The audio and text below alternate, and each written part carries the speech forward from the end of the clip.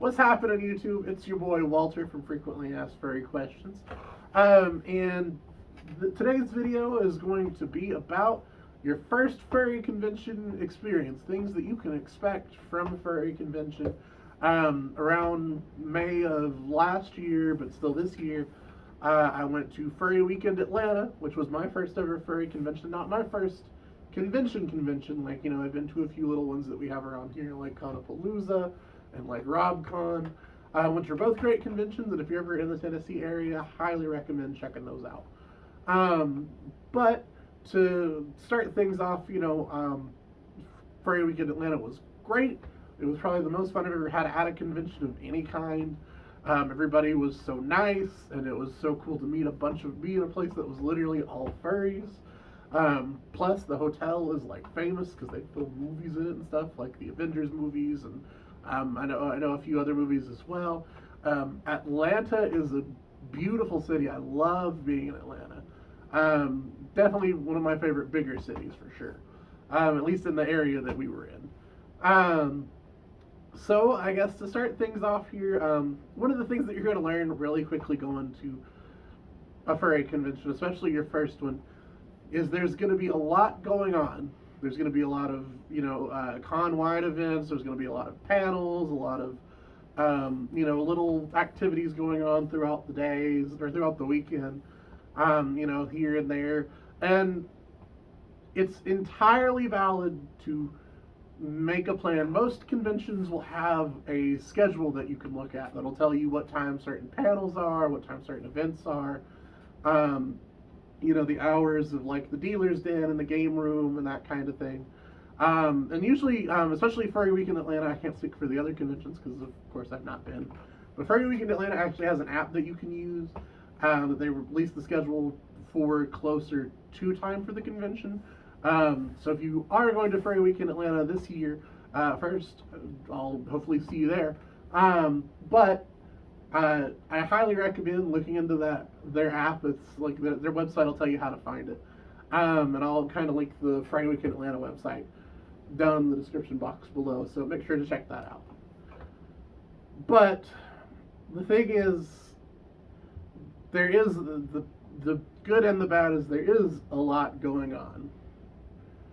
So you might plan, like, say, oh, I want to go to this panel, this panel, this panel, and this panel. And you might go to half of those, you may go to just one, because sometimes, especially with the way the nature of cons, certain panels go on at the same time as other panels, There's certain panels that you're going to want to see both at the same time, and you kind of just have to make a decision, really. Like for instance, there was a panel. It was actually Beta Ada Delota's panel. Beta, if you ever see this video, hi. He did a really cool video, really cool panel on getting into YouTube as a furry, and or just getting into YouTube in general. And I do think that was awesome. Would definitely, if he does do it at a convention that you're at, would definitely recommend checking it out. But at the same time his was going on, there was another event that was going on that I think it might have been like the Silent Disco or something that I wanted to check out. And granted, it did go on a little bit longer than the panel did, but I ended up kind of missing most of it and then just going off to do something else because I went to Beta's panel, which was awesome, and I'm glad that I did. But the thing is that you're going to really, really have to keep in mind is that you're not going to do everything. It is absolutely impossible. There's no way for you to do everything at a convention. Unless you can clone yourself, because, between, spending time with your friends that you've maybe not seen in a long time, between, getting food, between going to, the different events, you're not going to do everything. But that's okay, because the things that you do go to, I could almost guarantee you, are going to be so much fun, you won't even be thinking about that.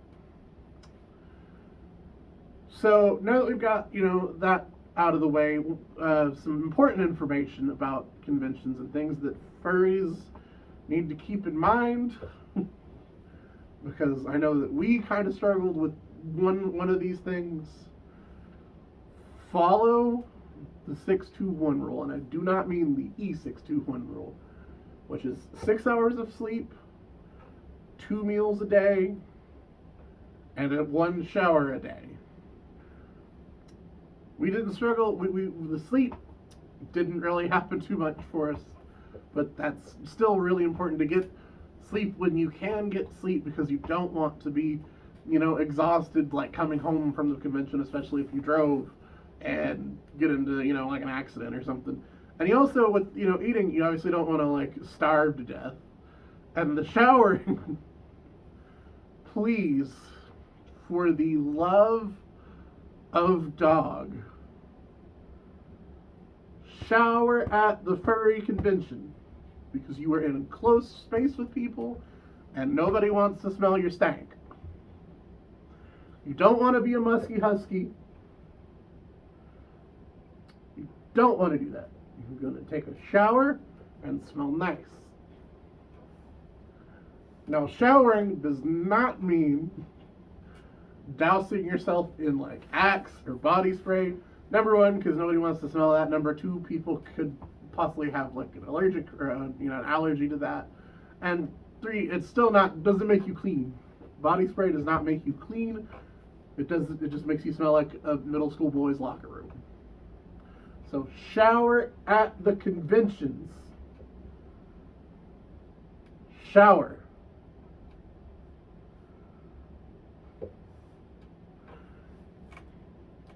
So that's important. Some things that's important to, also remember. Conventions cost money. Bring money. Like, don't be that guy that's like on the last day of the convention begging for people to give them like a ride home, unless it's like a dire circumstance, of course. Don't be that guy that is bumming food from people. Don't be those people that are trying to camp in the hallway of the hotel, because number one, the hotel's not going to let you do that anyway. Number two, it's kind of a hazard if you're sleeping in the hallway and then somebody comes to walk through and they trip over you. You could hurt somebody or get yourself hurt. Bring money. Don't spend all of it, because you do still have to go home at some point. So the next thing that I kind of want to bring up, and people hear about it all the time, on Twitter and amongst furries. LineCon is a very real thing. Now, what is LineCon, you might be asking? So I went to 2 like big events for at the convention. I went to the Midnight Festival, which I'll kind of get into a little bit later in the video, and I went to the Fursuit Dance Comp, which was amazing, by the way. And if you've never seen a Fursuit Dance Comp in person, highly recommend it, because it is so much fun and it is so exciting to watch. But you're going to wait in line for a long time for some things, because there are a lot of people. Like, I'm almost certain, and I'll put it right here, FWA's final attendance was like 8,000 people, because of course FWA was one of the first conventions back after COVID. You're going to wait in lines for everything, for the most part. Most of and to be fair though, once a lot of the lines got moving, especially the one for the dance competition, it moved. You were in there within a few minutes, but it's just something to be aware of. Patience is key. Find you some people to talk to in the line, bring some friends with you so you can keep yourself entertained. Bring a power bank so you can keep your phone charged in that line. And that's just kind of a few like small, like important, some things to kind of be aware of. Another thing that you need to be aware of when you go to a convention is the elevator situation. The FWA elevators, the Marriott elevators, as gorgeous as this hotel is, are awfully laid out. And the reason that I say that is because on the main 3 floors that are like your lobby and the like below floors for like the meeting rooms and stuff, most of the main elevators there go from like floor 1 to I think it's 10. And that's where they stop. There are 40 floors in the Marriott. So you're probably asking, well, how does that work? Well, there's a set of them. There's a set of elevators that go from the main lobby to floors like 11 through, or maybe it's 10 through 17. There's a set of elevators that go from 18 to 30, I think it is. And then there's the last few elevators that go from like 30 to 40. Or 31 to 40. They're all set up like in different places. And that does not make them any less busy. As an important reason, I'm bringing this up as a story to, just kind of make you aware of like things that can happen and go wrong at a convention. We had an amazing time at the convention. Our person that booked the room and everything was awesome. Rosario, if you watch this video, love you. Can't wait to see you again at FWA because we're rooming with them again. But we kind of ran into an issue, and to be fair, this was the first convention back after COVID. So I'm sure the Marriott, I'm sure the FWA staff and everything were running around like chickens with their heads and probably their wings cut off at that point. But what had happened is there was a mix-up with the hotel. They read our person that we were rooming with's ID wrong, and we got put in a suite by mistake. Well, the reason that we found this out, that it was by mistake, is because while we were in our suite, somebody opened the door with a key card that wasn't one of us, because there was only like 2 or 3 key cards between all of us. And they were the person that had the room that was actually assigned to that room. I can't remember their name, but I know they were a lawyer, and if you watch this video, thank you for being so cool about everything. Like, they were kind of trying to get it to where we could keep the room and they could just get something else. But we appreciate that so much. And to the Marriott staff, like, mess ups happen, and that's kind of just a little small thing. Be nice to the hotel staff, because if you're not, hotels talk, and if something happens like at one hotel, all the other surrounding hotels may find out about it, and then you may not get to have conventions there anymore. Rainforest, for example. Not going to go into detail with that. There's a really good internet historian video that I'll try to link below, or I'll put one of the little eye things up here. But be nice to the staff. But anyway, so we ended up having to move rooms, and not just move rooms, move floors to the 18th floor. We waited for, I think, a good 2.5 to 3 hours to get everything moved, essentially, because of how many people were in the elevators, how packed it was. So that's just something that you're going to have to be aware of. Patience is key.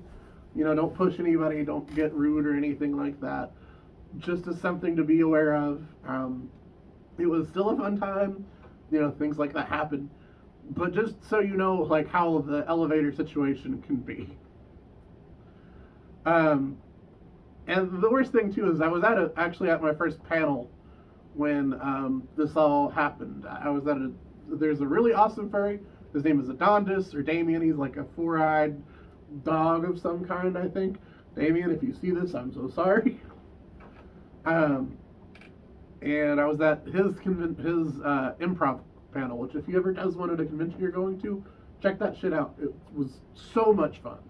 And I wish I would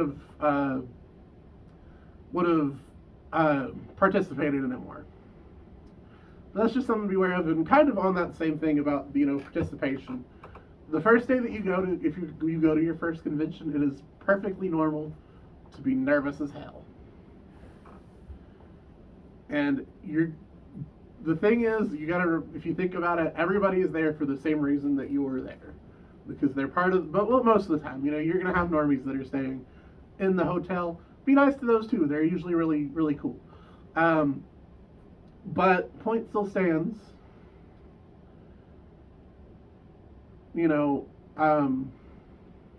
Fuck.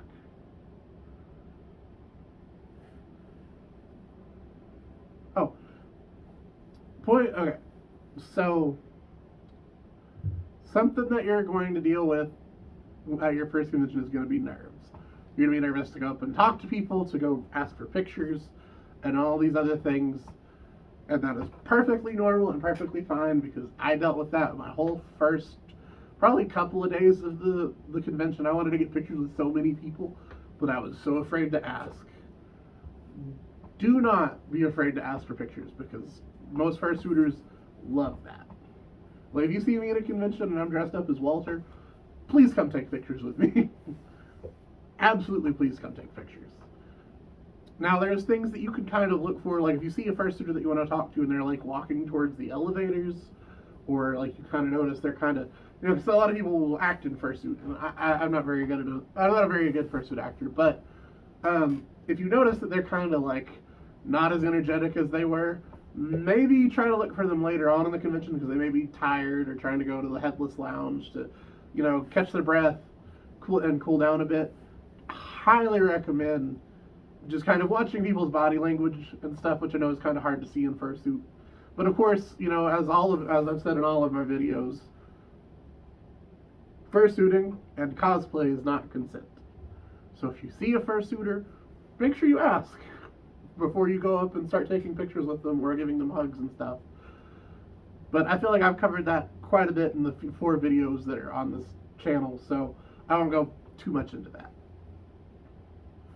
So that's just kind of a remind, you know, a thing there. You're going to be nervous, and that's going to be fine, and you're going to get over it, and you're going to have so much fun. Now, another thing that you're going to, you know, see at your first furry convention is going to be the dealer's den. The dealer's den is where all of the artists and the fursuit makers, which are also artists, and anybody else go to sell money. The dealer's den is where everybody goes to sell things, whether it be fursuits, art commissions, stickers, pins, pretty much everything you could think of. There's usually a regular dealer's den and an after dark dealer's den that you need your ID to go into for good reason, because there are certain, how do I put it, not good flying lizards that are there. You know, I'm sure you guys can figure out what that's supposed to be like a joke on. One thing that I've kind of heard of from one of the most recent conventions, and this is very important, do not go into the dealer's den and complain about people's prices. Don't do that. That's a bad furry if you do it. Bad.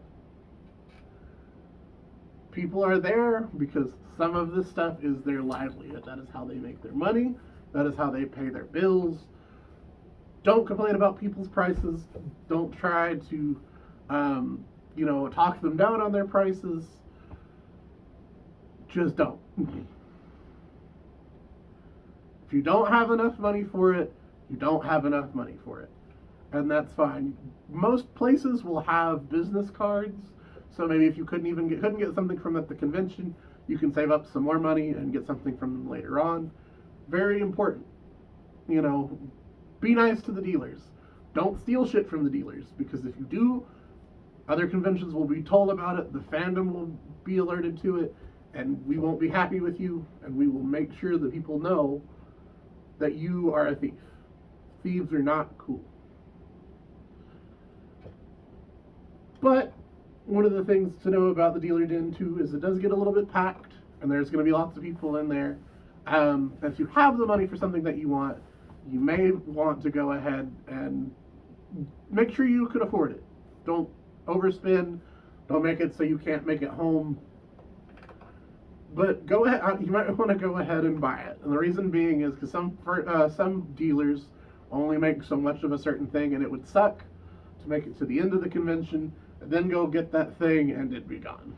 That's just kind of a little personal thing, because I did that at a not furry convention once, and I could have had the Persona 4 animation DVD in hand, but I waited and lost my chance.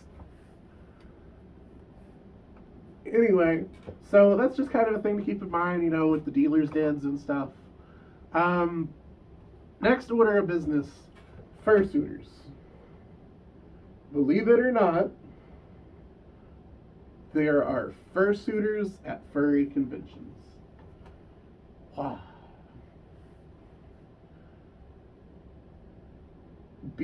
Of course, be careful around fursuiters, but one of the things that I kind of want to touch on is not saying like that fursuiters are like higher quality people or anything than anybody at that convention, but fursuits are hot. They're cumbersome sometimes. If you see a fursuiter that needs that's like as I stated earlier, trying to like go towards the elevators, just leave them be. And then most people will fursuit more than once during a convention, so just kind of go see them like later. But when it comes to the elevator situation, fursuiters get priority, and the reason for that being is because of how hot these fursuiters are. Somebody may be going up to their room to rest and cool down, and you don't want to be the person that caused somebody to have a heat stroke because you couldn't wait to go up to your hotel or your room. And most fursuiters will gladly let you on the elevator with them if there's room. That's just kind of a thing to keep in mind and a thing to be on the lookout for. It's just a little thing. It's just one of those common courtesy things that you should offer to people. So, all right. So the other thing about some furry conventions is there are what we would call in the fandom after dark events, which are events that are for people that are 18 and up. If for some reason they have these, which I think most conventions that have these are 18 plus anyway, but if you're a younger person at a convention that has one of these, do not try, and I don't think anybody really tried to do that anyway, do not try to sneak your way into those events. Just don't do it. That's bad, and you'll have your time when you can go do those kinds of things, but they do usually check for ID at the door with those. One of the events that I went to, I didn't stay for very long because the rave club thing isn't really my thing, is there was an event called the Midnight Festival, which was a lot of fun from the little bit of time that I was there. And it's like an adults only kind of party room, not really a party, I guess, like a rave type situation, where not where skimpy clothing was allowed. As long as and kink gear was allowed, as long as certain things, your bits were covered. And one thing I kind of appreciated, and I know some people kind of saw it the opposite. So they required nipples to be covered, but it wasn't just like female nipples; it was everybody's nipples. Which I think, it's still, nipples are nipples, but I think that's just kind of a nice way to be inclusive and be safe about it. It was kind of funny because the line was so long that it ended up in the Hilton Hotel, which to me is really funny for some reason.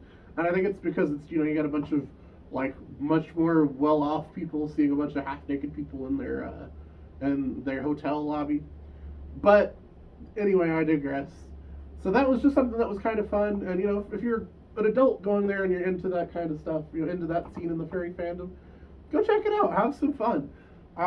Like I always say, what happens between consenting adults is between those consenting adults, and it's nobody else's business, even if it is a public event. So that's just kind of something to be in mind of. And of course, if you are going to your first furry convention, be prepared to see people in pup hoods and harnesses. Which harnesses aren't really kinky, if you ask me. They can be, but they're not. For the most part, you're gonna see people that are in soft suits and people that are in pup hoods and stuff. Be nice. Nobody likes hateful people, and this fandom doesn't need any hateful people. We deal with enough outside of the fandom. I saw so many super cute pup hoods. Just be nice. They're just people like you and me. They'll, also like to wear things. They're also at a furry convention, so most likely they're also furries. So just as a thing to kind of be mindful of. Be nice.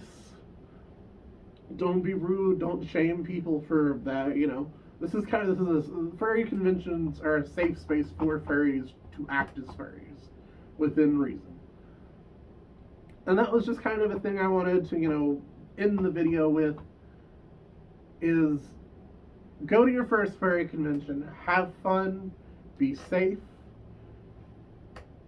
feed yourself, take showers, and just be nice. Get along with everybody. Don't be the reason that you get kicked out of a convention. Just don't get kicked out of a convention, because conventions have full right to ban you from that convention if need be.